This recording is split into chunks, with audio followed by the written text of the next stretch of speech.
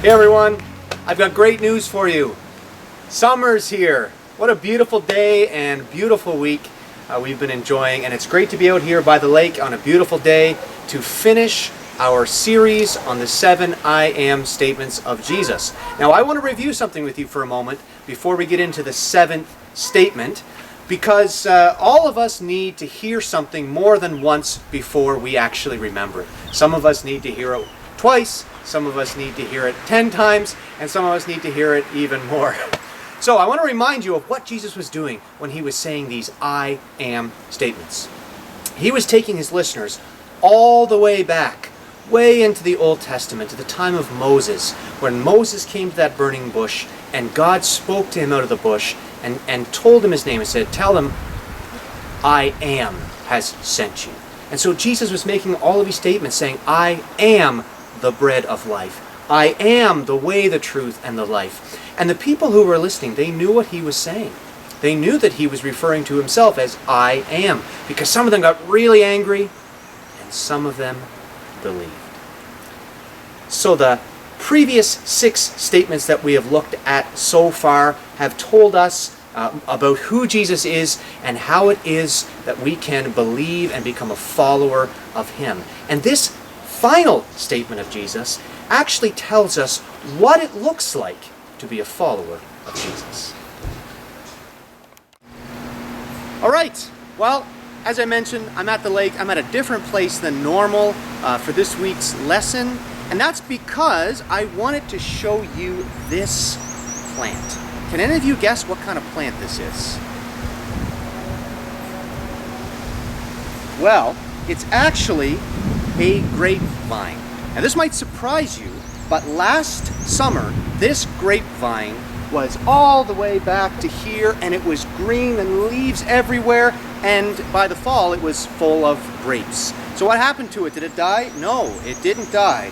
This grapevine, got pruned. And I actually had the gardener who pruned it with us. You guys know my mom, Mrs. Dale, and I'm wondering, Mrs. Dale, if you could just explain to us really quickly what pruning is. Pruning is cutting back the old branches that bore the fruit last year, getting rid of them so that new sprouts can start this spring and produce just as many grapes as last year. Or more, right? Or more. Or more. That would be the goal, right? That would be the goal. Right. So, the reason that we're here and that we're talking about this grapevine is because of Jesus' 7th and final statement. I'm going to read it for you. It's from John 15, verse 1, and the first part is, I am the true vine. I am the true vine. That is his statement. So remember this, Jesus picked illustrations that made sense to the people he was talking to. So sheep, right? We don't know a lot about sheep, but the people that Jesus was talking to, they did. They knew a lot about sheep, so the illustration made sense. Vines, grapevines, fruit vines, maybe not a lot of us are experts on those sorts of things, but it was pretty common in Jesus' day, and the people knew about them. So in this illustration, he talks about 3 characters, all right? And it's in verse 1 where he begins. He says, I am the true vine, and my Father is the gardener. So we have Jesus, who is the vine, and that's the main part of this that goes into the ground, and it provides life and nutrients for all of the rest of it. That's Jesus, the life giver, okay? And then God the Father is the gardener. He is the one who does the pruning and takes care so it's a healthy, growing plant. But there's a 3rd character we haven't read about it yet. And it's in verse 5. We start to talk about it in verse 2. But in verse 5, he plainly says, I am the vine, you are the branches. The 3rd group of people that Jesus is talking about is us, followers of Jesus. We are the branches. And this statement really explains something important of what it looks like to be a follower of Jesus, and that is what we're going to be talking about today. There are many people who claim to be Christians today, who claim to be followers of Jesus. In fact, the estimate is that there's around 2 billion people on our planet who claim to be Christians. Now that is a lot of zeros. But here's the question. What makes a person a Christian according to Jesus? Is it a feeling that you have? I feel like I'm okay with God. I feel like I'm a Christian. Is it a religion that you were born into? I'm a Christian because my parents were Christians. Is it a list of rules that you keep where I read the Bible and I see the Ten Commandments and I try my best to be good? Well, Jesus helps to answer this question with this statement. I am the vine and you are the branches.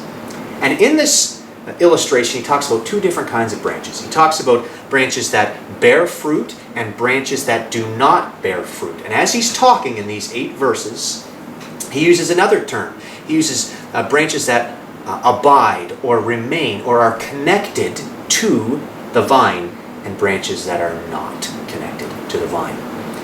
And it helps us to make sense of this when we consider who Jesus is talking to. He is talking to his 12 closest friends in this moment, his disciples.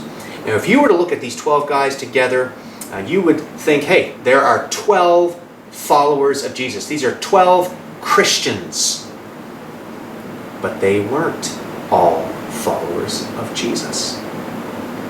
Remember that there was one of them who didn't truly believe in Jesus. Remember his name? Judas. And at this point, he had actually already left. And now Jesus was just talking to 11 of them. He had already left to go and betray Jesus. What's the difference between those 11 and Judas? And the difference is that they had different relationships with Jesus. 11 were connected to Jesus by faith, and one was not. He was just along for the ride with them. 11 were like the good branches, connected and bearing fruit, drawing life from Jesus, and one was not. And here's the thing, no one else could tell except for Jesus. How could he tell? Well, one of them was not bearing fruit. Okay, what does that mean? Well, we know that we're not going to be actually growing fruit from our bodies and producing fruit in that way. So what does it mean when Jesus is talking about bearing or producing fruit? It's a good question. What he's talking about is the things that are going to be produced out of your life. The character of Jesus growing out of you for all to see and experience. And he's saying this, if you're truly my disciple, if you're truly my follower, then your life will start to look more and more like mine.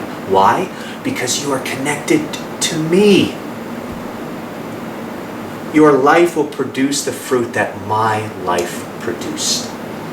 And if you're a Christian, then bit by bit, choice by choice, day by day, you will begin to produce the attitudes and actions of Jesus because you are drawing your strength and your life from Him. I love how Jesus reminds us that the life He gives, and He's been talking about it from the very first statement when He says, I am the bread of life, remember? And He talks about how the life He gives is not just a life that starts after we die. Yes, it is eternal and it's in heaven with God forever, but that's not all it is. It is about a life that produces something right now. And make no mistake about it, the fruit that Jesus is talking about is not something that you and I have to make happen on our own. He's not saying, go and be like me, find the strength to somehow do it.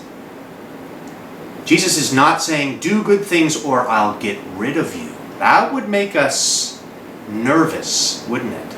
It doesn't sound like the good shepherd that Jesus said He was, who loves us and protects us and comes after us when we fail to do what's right. In fact, Jesus actually says that this fruit that He's talking about cannot be produced on our own. Let me read to you verses 4 and 5 from John 15. And He says this, remain in me. There it is, remain in me, and I in you. Just as a branch is unable to produce fruit by itself unless it remains on the vine, neither can you unless you remain in me. I am the vine, you are the branches. The one who remains in me and I in him produces much fruit, because you can do nothing without me. So He's not saying go and be good and do what's right, or I'm going to get rid of you, or the Father's going to get rid of you. He's not saying anything like that. Instead, this is what he's telling us. If you are alive, if you have placed your faith in me and received the life that I give, if you are alive, you will grow. If you are alive, you will produce fruit. Our lives will show that we are connected to Jesus, the source of life. Now there's more that we could talk about, a lot more that we could talk about to do with this statement and to do with all of the other statements. But I want to ask you some questions. And these questions are actually going to be good teaching moments for you that you're going to be able to see from the Bible. And I hope it will make sense of what this fruit looks like. Okay? So, here is the first question. As always, feel free to pause, talk about it with your parents. There's some Bible verses for you to read, so get your Bibles, and let's look at these questions. All right, here's the first one. Read Galatians 5:22 and 23. What are some of the examples of fruit mentioned here? And are they growing in your life?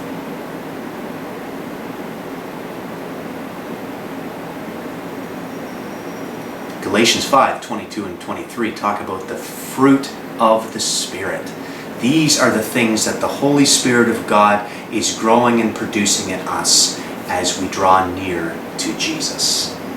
All right, question number 2. In our passage today, which is John 15:1 through 8, Jesus tells us to abide or remain in me.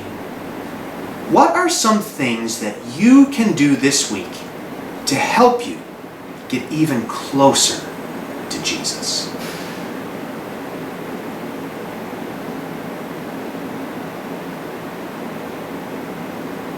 The truth is, the more we desire to be close to Jesus, to follow him faithfully, we're growing. We're growing. It's like fertilizer in the soil. We're growing and good things are being produced. More and more like Jesus from our lives. And here's the last question. How do you think drawing near to Jesus will affect the fruit that will grow in your life?